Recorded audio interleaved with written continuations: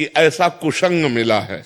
मतलब अब इसको हम क्या कह सकते हैं कि एक व्यक्ति है जो भगवान के नाम का जप करना चाहता है भगवान, लेकिन फिर भी भक्ति हो सकती है, क्योंकि जब लंका में भक्ति हो सकती है तो भक्ति हो सकती है, नहीं हो सकती।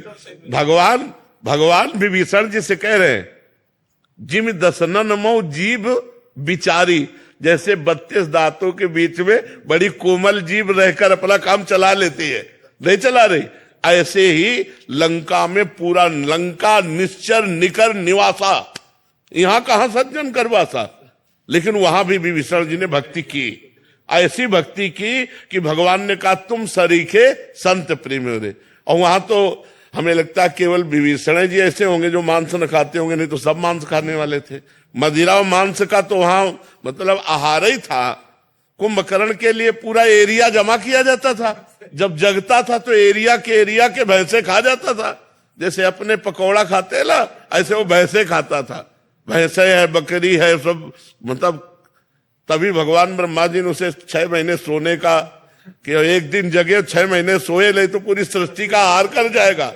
ऐसे लोगों के बीच में रहकर उसने भजन किया।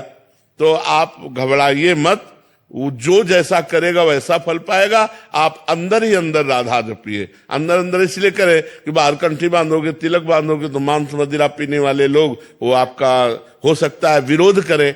तो हमें लगता है भक्ति विरोध नहीं। अगर कोई कह रहा कंठी ना बांधो तो ये ले उतार के रख दिए, भक्ति अंदर का विषय है। बिल्कुल संसारी बन के रहो और अंदर राधा राधा जपो, तुम्हें भगवान की प्राप्ति होगी। भजन से भगवान की प्राप्ति होती है, ना कि बाबा जी बनने से भगवान की प्राप्ति होती है, ना कहीं भागने से भगवान की प्राप्ति होती है। सच्ची मानो, आप अपने घर में मेहनत की कमाई का जो अन्न पा रहे हो और जो भजन कर रहे हो, और कभी भूखे टूटे को आपने भोजन करा दिया, ये सबसे बढ़िया बात है। हम लोगों का हिसाब कटता है, जो हम वस्त्र पहने इसका भजन जाता है, जो प्रणाम करते हैं उनको भजन जाता है, जो भोजन देते हैं उनको भजन जाता है। ये सब फ्री नहीं है, यहाँ सबका टैक्स है। और अगर भजन कम पड़ गया तो हमको नरक जाना है। हरे शिष्य धन शोक न हरई, सो गुरु गोर नरक मा पड़ई। अच्छा, आप इस भागवतिक टैक्स से बचे, मेहनत की कमाई से कपड़े पहनते हैं, मेहनत की कमाई खाते हैं और अपनी मेहनत की कमाई दूसरों को भी दे देते हैं। गौ सेवा, संत सेवा, आए हुए अतिथि की, भिक्षुक की सेवा। तो गृहस्थी धर्म बहुत बड़ा है। हम लोग गृहस्थी धर्म में ही पैदा हुए और गृहस्थी धर्म से ही हमारा पोषण होता है। पोषण भी गृहस्थी धर्म से होता है। अगर ये आप लोग समझते हो कि गृहस्थी धर्म में भगवत प्राप्ति नहीं हो सकती, तो आप सच्ची मानो, सबसे पहले गृहस्थी को भगवत प्राप्ति होगी। पर धर्म से चले।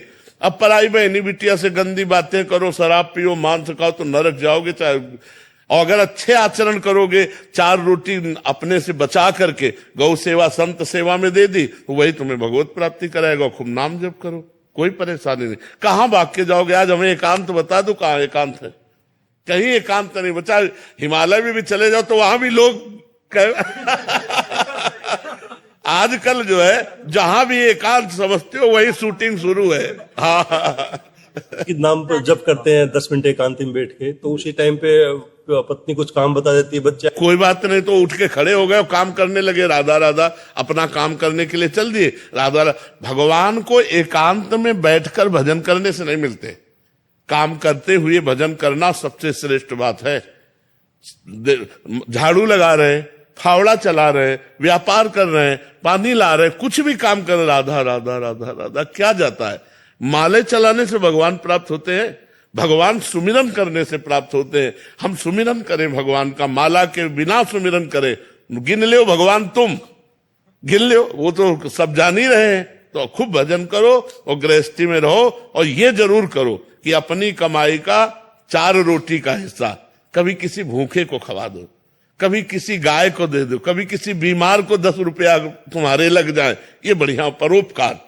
परोपकार ये गृहस्थी में जरूर करना चाहिए, और नाम जप करना चाहिए, और भगवान के आश्रित रहना चाहिए। आश्रित का मतलब नाथ सकल संपदा तुम्हारी, मैं सेवक समेत सुतनारी। बढ़िया भजन है, कोई परेशानी नहीं, कहीं भागने की जरूरत नहीं, ये सोचने की जरूरत नहीं कि बाबा जी ज्यादा भजन कर लेते हैं। ऐसे किया ना आपने, ऐसे इसका भी टैक्स है हमारा।